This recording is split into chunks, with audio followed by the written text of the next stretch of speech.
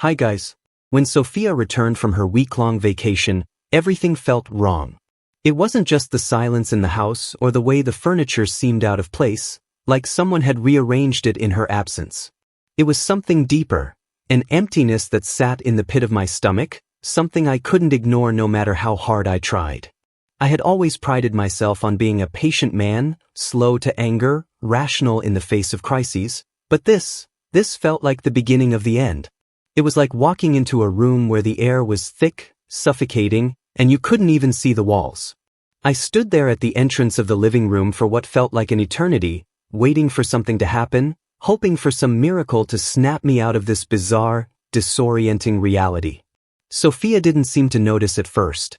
She dropped her suitcase by the door and kicked off her shoes, humming softly to herself as she walked into the kitchen. I could hear her unpacking, the soft rustle of her clothes, the clink of dishes in the sink. But it wasn't the usual comforting sound I was used to hearing after she returned from a trip. This time, it felt hollow, as though she were trying to fill the space with noise. When she appeared in the doorway of the living room, wiping her hands on a dish towel, the smile she gave me was forced, the edges of her lips twitching in a way that didn't quite reach her eyes. "Hey," she said, her voice strained but light, as though she hadn't just been gone for a week without any word.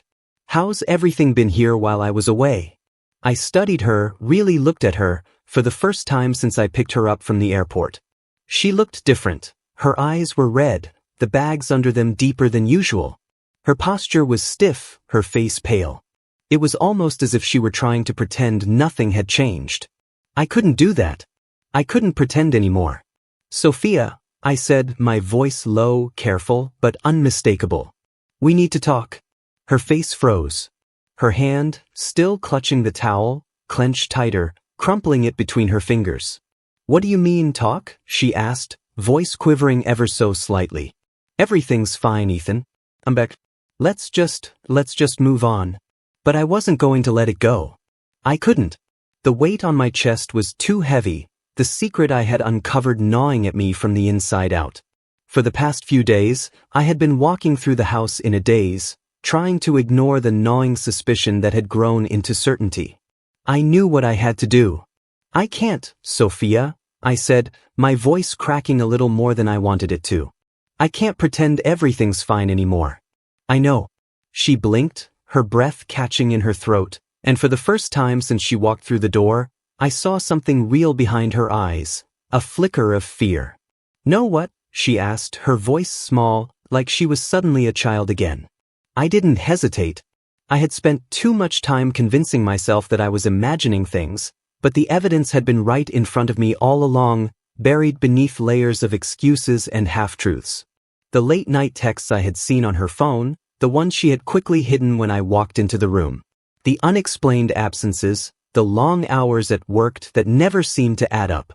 The sudden changes in her mood, the tension between us that had grown palpable. "I know about you and David," I said, each word feeling like it came from somewhere deep inside me. "I saw the messages. I saw the photos. I know what's been going on." Her face turned ashen. The color drained from her cheeks, and for a moment, she couldn't look at me. She stared down at the floor, her hands shaking ever so slightly. I knew the jig was up. There was no hiding anymore. "Ethan," she whispered, but she didn't finish her sentence. Instead, she let out a shaky breath, running her fingers through her hair in a desperate attempt to regain some composure. "It's not what you think." I laughed, but it wasn't a sound of amusement. It was a bitter, hollow laugh, filled with a mix of hurt and disbelief. "Not what I think?" I repeated. "Then explain it to me, Sophia. Explain how you could do this to me." She took a step back, biting her lip, clearly struggling to find the words. "I never meant for it to happen," she said, her voice trembling. "David, he's been there for me. We've been going through a rough patch, Ethan, you know that. And she stopped herself, unable to finish. I felt a surge of anger, but it was not the kind I had ever known. It was a cold, controlled fury, the kind that makes you feel like you're slipping away from yourself. I didn't want to hear excuses.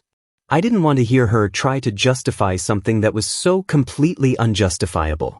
"Don't," I said, my voice steely. Don't tell me it's just a rough patch. That's not what this is, and you know it. You lied to me, Sophia. You've been lying to me for months. She winced as if the words struck her physically. I'm sorry, Ethan. I didn't want to hurt you. I never wanted to hurt you. But No, I interrupted, shaking my head. You didn't want to hurt me, but you did. You didn't think about me when you were sending him those texts. You didn't think about me when you were sneaking around, seeing him behind my back. She opened her mouth to say something, but I could see it in her eyes. There was nothing left to say. There was no excuse that would make it okay. And she knew that. I took a deep breath, trying to steady myself. I had never felt more betrayed in my life. The woman I had loved, the woman I had trusted more than anyone else in this world, had shattered everything in a moment of weakness, in a desperate attempt to escape from something she couldn't face. You don't get to come back here after what you've done, I said, my voice firm now, no longer wavering. I don't know what you thought would happen, but this isn't just a mistake. This is a choice. And you made it. And now I have to make mine. Her eyes welled up with tears, but she didn't say anything more. She didn't beg. She didn't try to explain herself anymore. She just stood there, broken. She had no words left, and neither did I. I'm done, Sophia, I said, the words feeling final as they left my lips. I'm done trying to fix something that you broke. I can't do this anymore. And just like that, it was over. The days that followed the confrontation with Sophia felt like a blur. At first, I was numb, just going through the motions of my daily life, pretending I could function. But beneath the surface, a storm raged. I had spent so many years loving her, trusting her, building a life with her, and now it was gone. The woman I thought I knew, the one I'd shared my most intimate thoughts and dreams with, had betrayed me in a way I couldn't undo. I tried to go to work, tried to lose myself in the ordinary. But it wasn't ordinary anymore. Not without her. The house felt too big, the silence too loud. Every corner I turned, I expected to see her there. Her laugh, her smile, the way she would look at me when she wanted something, like a little girl asking for a favor. That was gone now, replaced by the crushing weight of the truth. She had chosen someone else. She had chosen David. And that was something I couldn't come back from. I had always prided myself on being the calm one, the one who never let emotions cloud my judgment, who could always see both sides of a situation. But that night, as I sat alone in the living room with the empty bottle of whiskey beside me, I realized something. There was no other side to this. No more negotiation. No more chances. She had crossed a line, and there was no coming back from it. I knew I had to end it. I couldn't live in this house anymore, couldn't stay married to someone who had so thoroughly shattered my trust. So, I did what anyone would do when they were ready to cut their losses and move forward. I called a lawyer. The first meeting felt surreal. Sitting across from someone who specialized in divorce was like being in a foreign country where I didn't speak the language.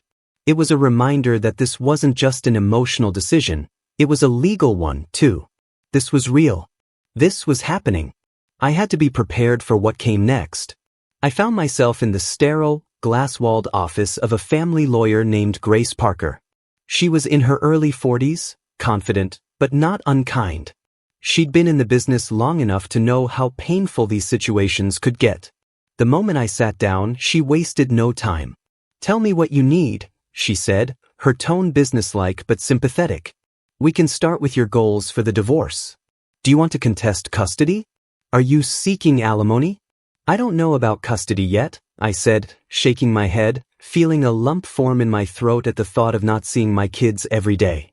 "But I do know I want the divorce. No second chances. I can't go back to that life." She nodded, taking notes on her pad. "But you're sure about this? Once the papers are filed, there's no turning back." "I'm sure," I said, though I wasn't sure of much anymore. I was sure that I couldn't stand another day in this house with Sophia. The betrayal was too deep. I couldn't unsee what I'd seen, couldn't unknow the truth about her affair with David. She had broken me, and now I was trying to piece together what was left. We spent the next hour going over the details, how the divorce would go, the paperwork I'd need, the logistics of separating our assets. I was too numb to really care about the money or the possessions, though. That was all secondary to the fact that my life had been turned upside down, that my wife had walked out of our marriage without a second thought. When I left Grace's office, I had the first draft of the divorce papers in my hand. I stared down at them for a moment, feeling the weight of the decision settle over me. This wasn't just paperwork, it was the end of everything I had once believed in. The life I had built. The future I had planned. All of it was slipping through my fingers. For the next few days, I couldn't bring myself to speak to Sophia. We were like strangers, living in the same house but trapped in different worlds. She avoided me as much as I avoided her. There was nothing left to say, no words that would fix what had been broken. The atmosphere in the house was thick with tension, like a storm was about to break. I could feel the distance between us grow with each passing hour, and it made my chest tighten. But there was still the matter of telling her what was coming. I had to face her, had to deliver the inevitable blow. The divorce papers were ready. It was time.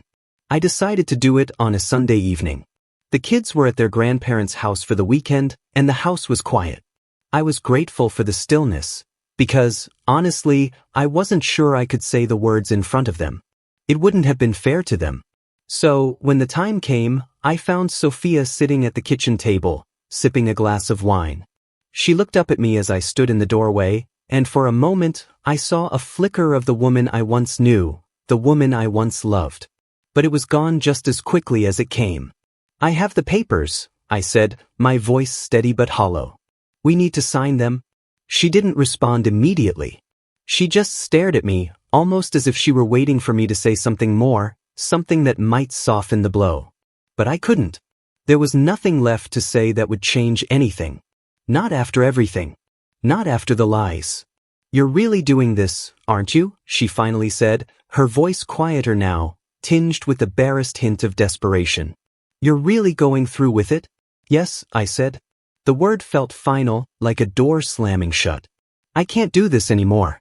I don't want to be married to someone who thinks so little of me." She flinched, like my words had physically hurt her. I saw her eyes water, but she didn't cry. She didn't beg. She just looked at me, like she was trying to find some way back to the woman I had married, but she couldn't. We both knew it. "I never meant to hurt you," she said softly, her voice breaking. "You have to believe me. It wasn't supposed to happen this way." "I know it wasn't," I replied, feeling the bitterness rise in my throat. "But it did. And now I have to move on." "You have to move on. We both do." Sophia didn't argue. She didn't try to stop me.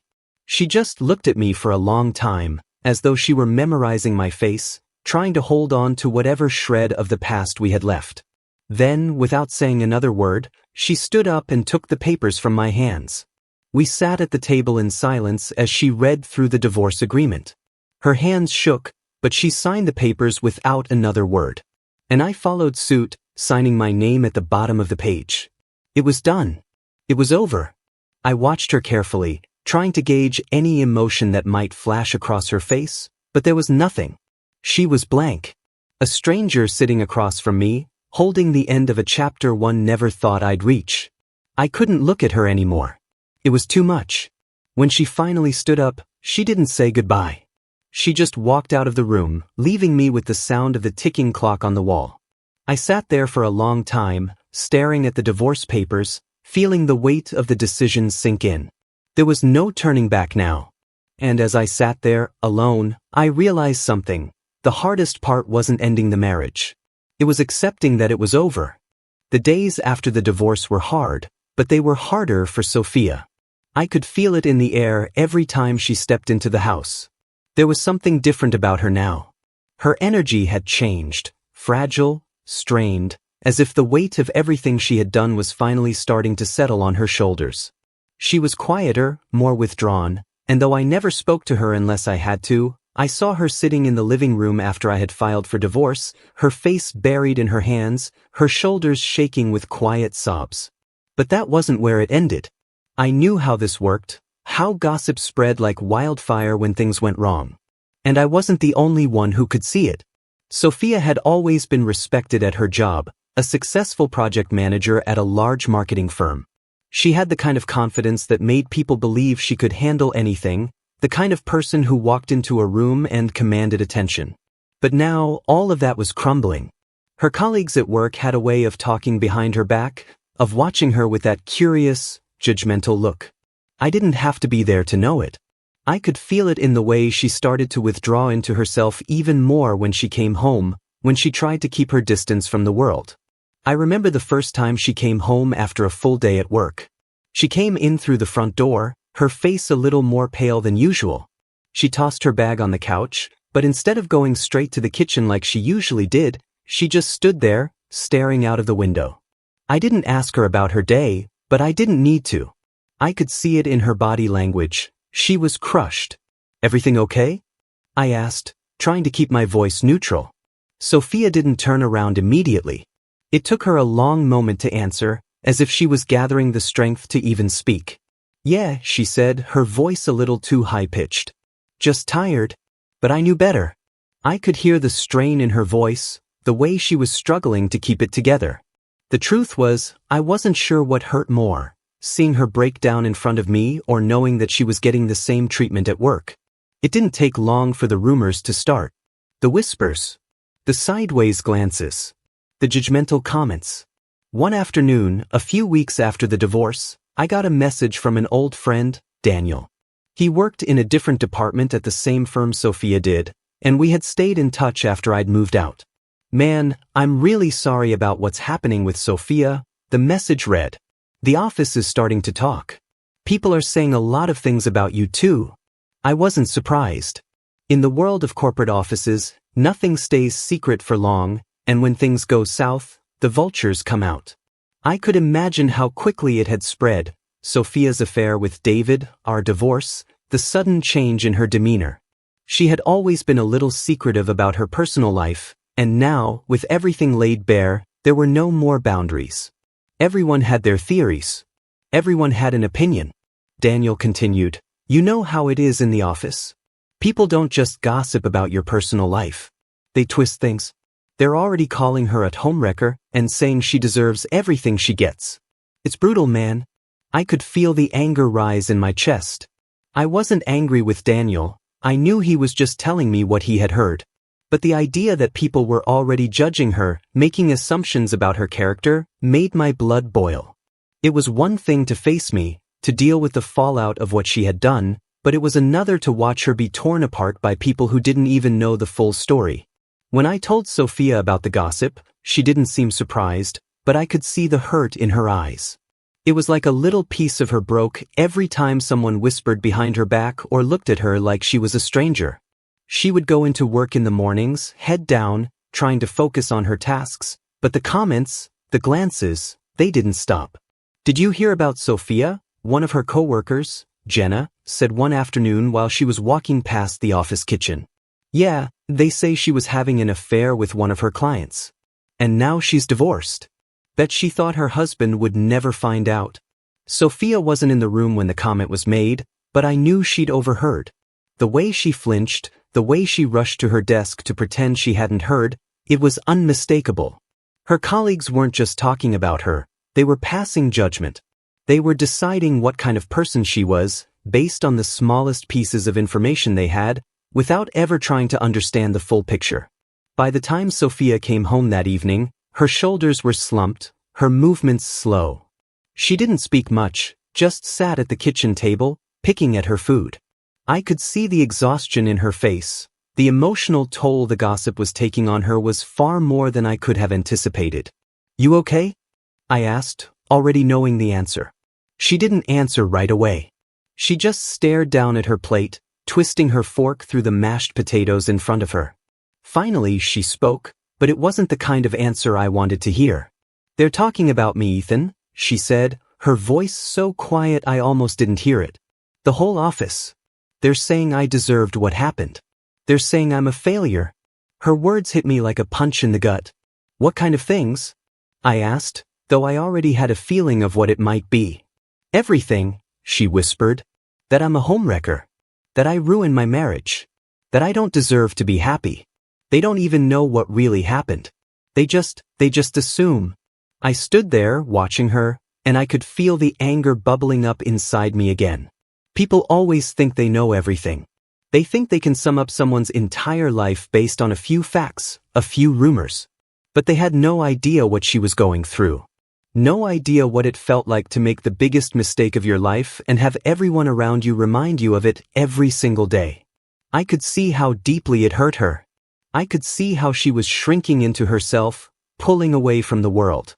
The confidence she once had, the woman who had walked into rooms and owned them, was gone. In its place was a shell of herself, someone who had been torn apart by gossip and judgment, someone who couldn't even look herself in the mirror without feeling the weight of the mistakes she'd made. I know it's hard, I said, sitting down beside her. But you can't let them get to you. They don't know what happened between us.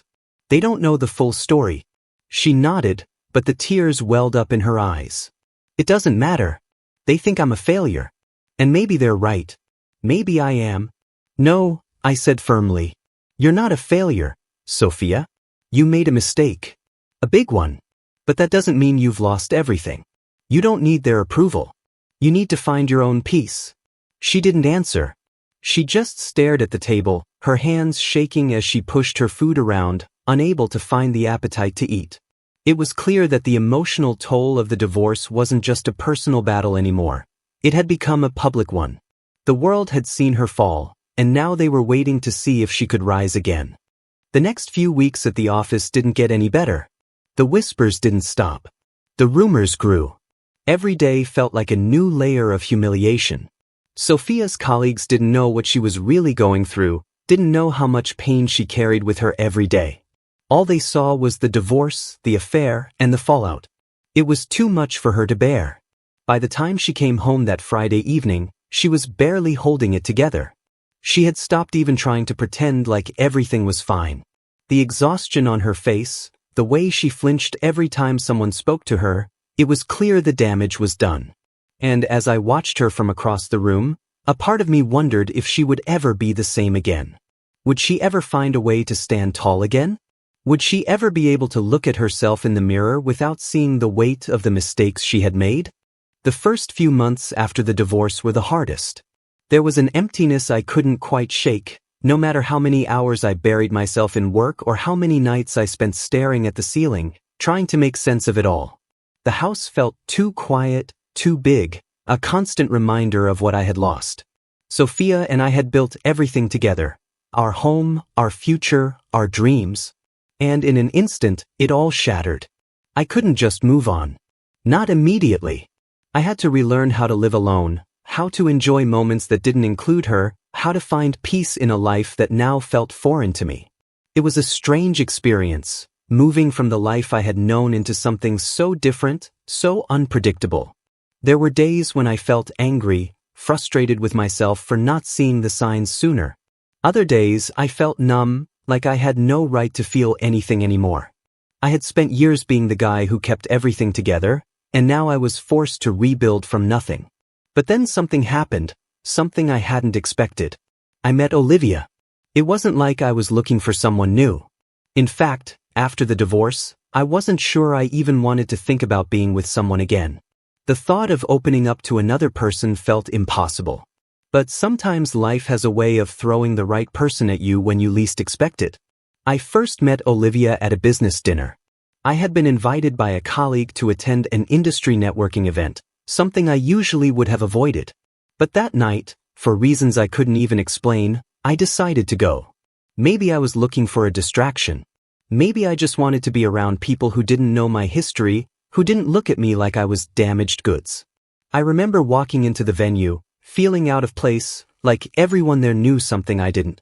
I was scanning the crowd when I saw her. She was standing near the bar, laughing with a group of people.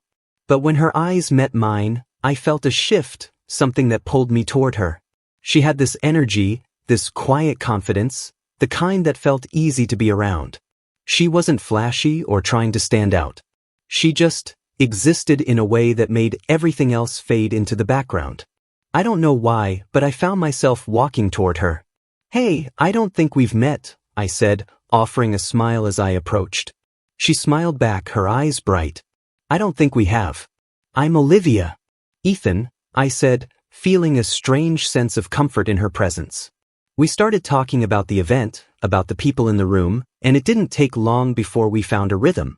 I wasn't used to this kind of conversation, to talking to someone who wasn't weighed down by my past, by everything that had happened with Sophia. Olivia didn't know about my divorce, about the pain I had been through, and it was refreshing. She was interested in me, not the broken man who had just come out of a failed marriage, but the person who could still enjoy life and have fun. It was the first time in a long while that I didn't feel like I had to explain myself. Over the next few weeks, Olivia and I kept in touch. It wasn't anything serious at first, just casual texts, coffee dates, and the occasional dinner. She was patient with me, never pushing for anything more than I was ready for. I admired that about her. She had her own life, her own dreams, and she wasn't looking for a quick fix. She was just there. One evening, after a few months of seeing each other casually, we went for a walk in the park.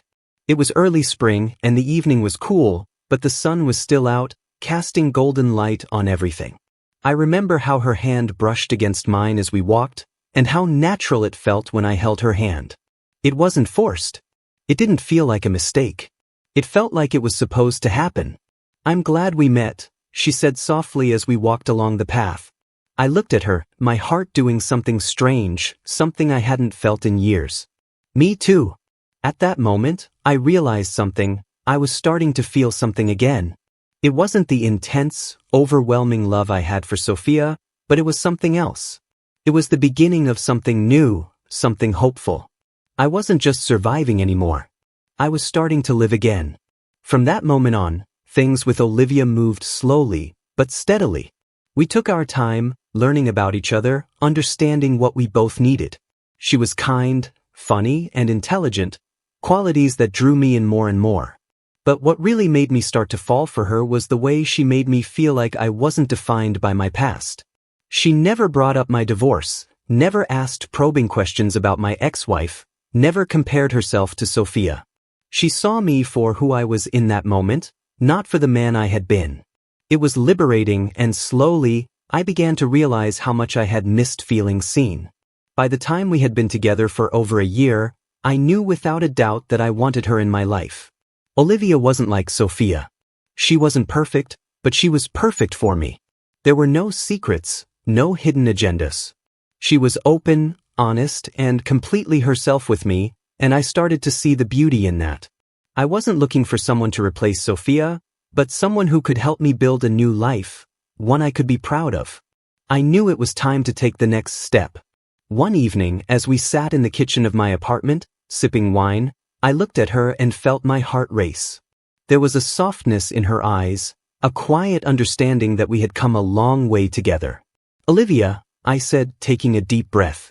"I don't know if I'm ready for forever, but I know I want to spend as much of it with you as I can."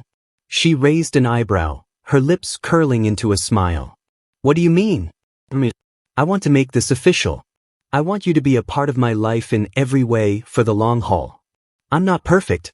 I don't have everything figured out, but I want to try. I want to build something with you." Her expression softened, and she reached across the table, taking my hand in hers.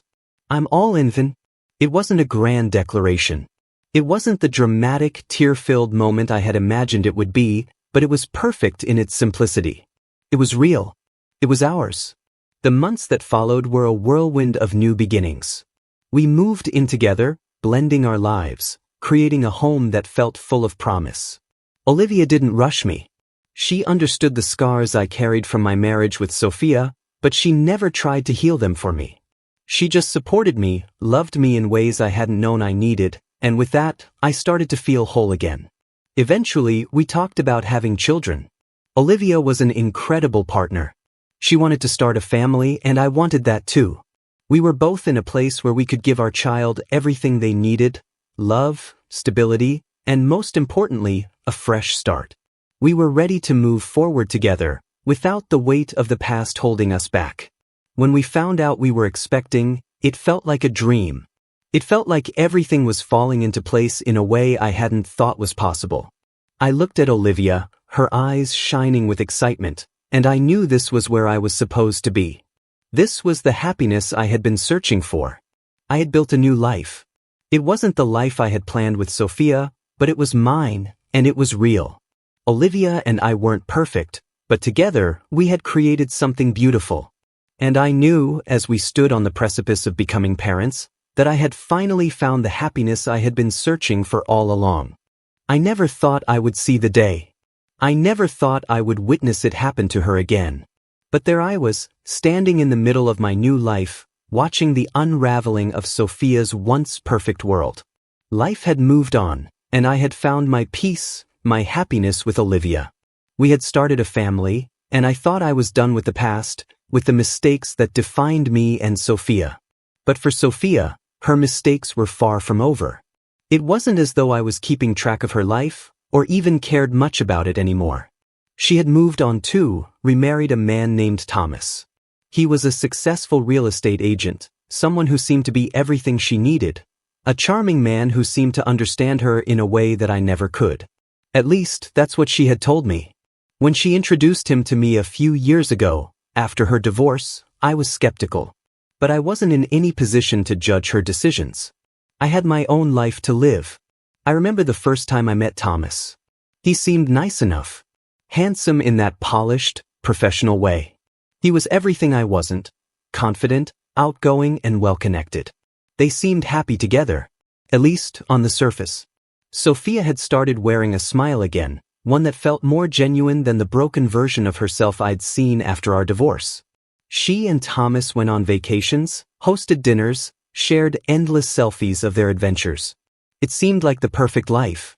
I could almost forget about the betrayal she had inflicted on me, the heartbreak that had torn us apart. But something changed. I hadn't heard from Sophia in a while, and at first I didn't think much of it. People drift, time moves on, and I had long ago learned not to concern myself with her life. But then a message popped up on my phone. It was from her. "Can we talk?" "It's important," it said. I could tell something was wrong. Sophia didn't reach out like this unless there was a real problem. I didn't hesitate. I agreed to meet her at a quiet cafe in the city, somewhere we wouldn't be bothered. I arrived first and sat at the table, my coffee cooling as I waited. I wasn't sure what to expect. Was she struggling with her marriage? Was something wrong with her kids? Sophia arrived a few minutes later, her face drawn and pale. Her usual confidence was gone.